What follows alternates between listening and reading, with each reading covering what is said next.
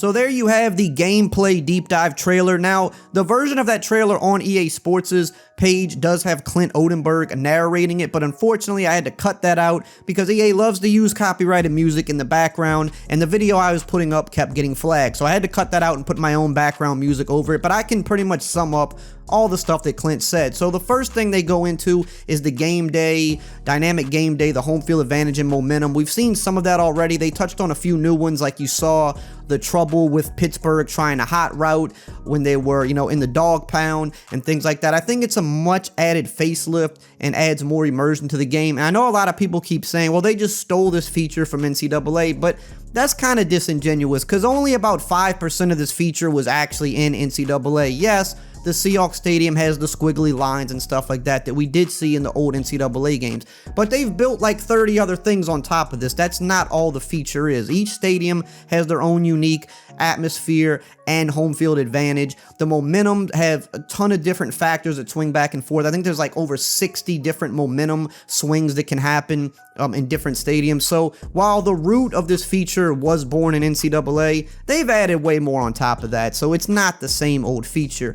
They also talk about some of the gameplay improvements, talking about some of the tackling changes, some of the player movement changes, building on what they did for Madden 21 Next Gen. They show certain clips about how it's easier to steer upfield and how it's easier to maneuver and things like that. I mean, we've heard this years and years in the past every time they redo movement. I will say from playing the beta, I've talked about it in my older videos over the past week, that yes, they've definitely made some strides with the movement and the route running. It's definitely a little more realistic. They sped up the acceleration a little bit. The turning is a little bit, you kind of have more control there. They even showed a certain aspect where you saw Chase Claypool go up for a catch, and they talked about how that was more of a one-on-one rather than a two-man animation. And yes, those are a little bit more in the game now, some more of the one-on-one, but don't get it twisted. There's still tons of canned animations between two or more players that kind of override everything. There's still the warping. There's still many instances of feeling like you don't have control. So while yes, they've steered slightly in a better direction by giving a little bit more one-on-one,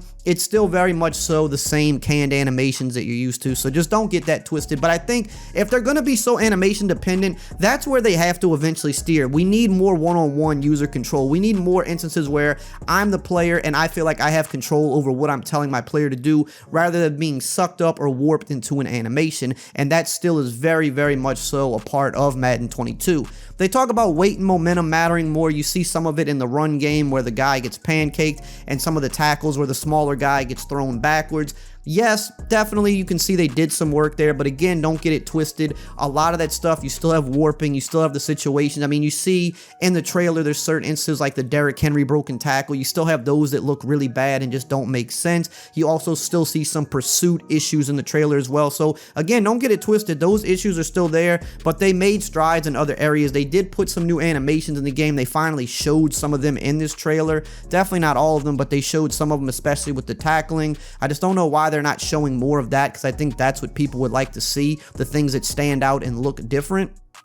Another big part of the trailer is they were talking more about the star-driven AI and the next-gen stats, and they said specifically that they wanted to improve user versus CPU gameplay. And again, we've heard this a lot in the past, where they want to make the CPU play more like the real-life team. So the Ravens are going to run the ball more, Lamar is going to scramble more, the Bills are going to pass more, the Steelers will be a little bit more blitz-heavy and things like that. We've heard that in the past. I know for franchise guys, that is always like a big problem, where you can add all these features, but if the gameplay feels like you're just playing against the same team every week, despite the fact that they're different teams, that kind of breaks immersion. But they talked about how teams have their own tendencies, and these things can be updated throughout the year with the next-gen stats. That's a big thing for the next-gen version, is they're going to keep updating all of that info and intel so that the teams and players have their own tendencies and play like real life. I think that could potentially be a really big upgrade for the game if it plays out that way. But in the past, they've said similar things, and it hasn't quite come to fruition. But that is the gameplay trailer. Like I said, tomorrow I'll have exclusive info. Friday we'll have the big deep dive, which